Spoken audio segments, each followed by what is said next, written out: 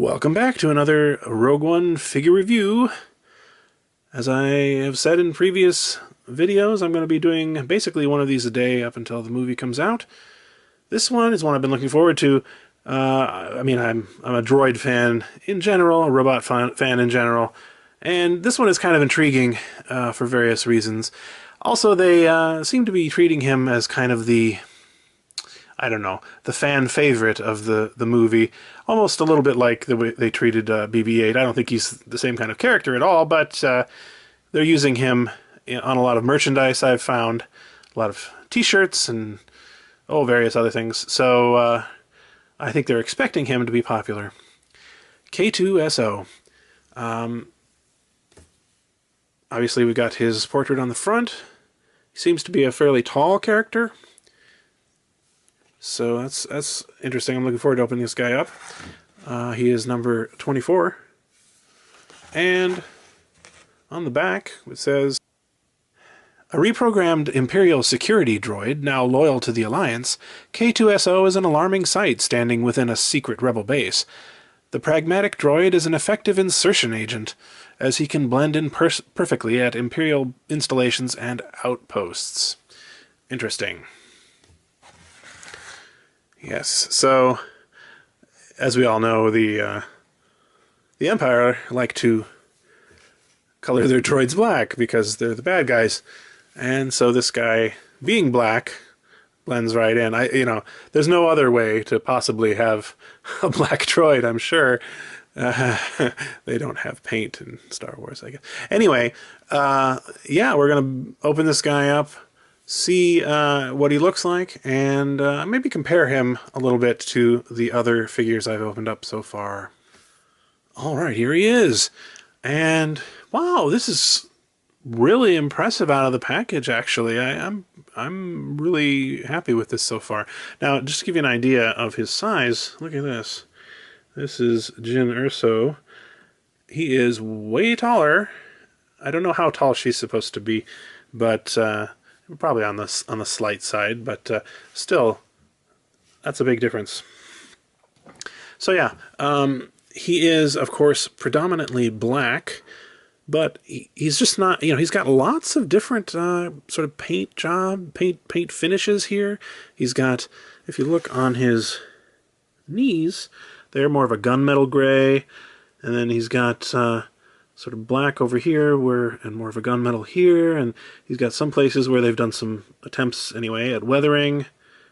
And the overall look is really good. I mean, especially for a figure of this, Hasbro figure of this type, really good, I think.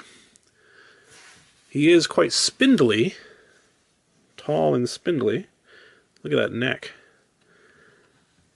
But definitely cool looking.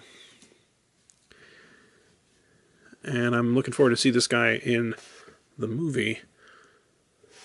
So in terms of articulation, this being a completely different kind of figure, I think it's worthwhile looking at the articulation. He can move there, he can move there. He has sort of a ball-jointed hip, I guess. Yeah, double ball-jointed, I guess. The legs, whoops.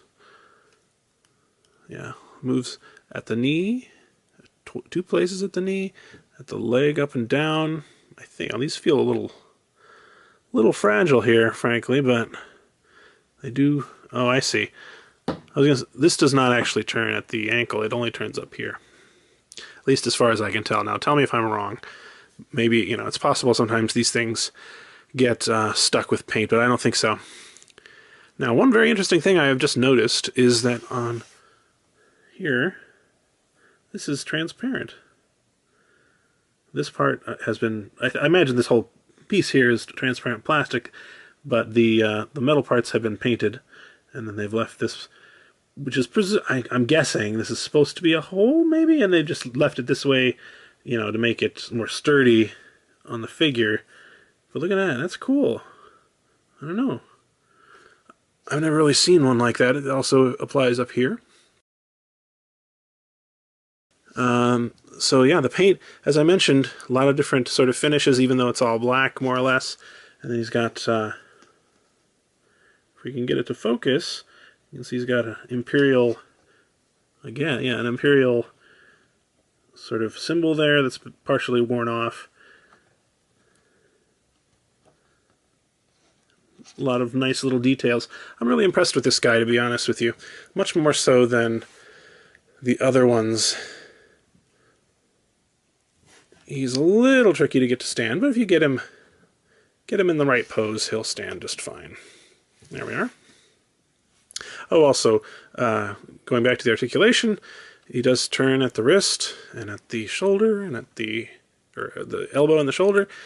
He's got this, ball jointed head, which is awesome because he can get all kinds of emotion out of it.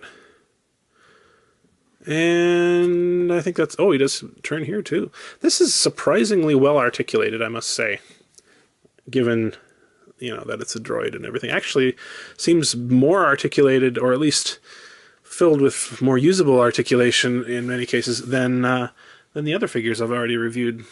So, good on you, Hasbro.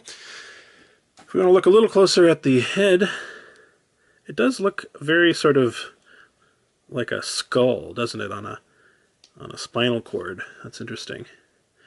Leave it to the Empire to design their droids like this, right?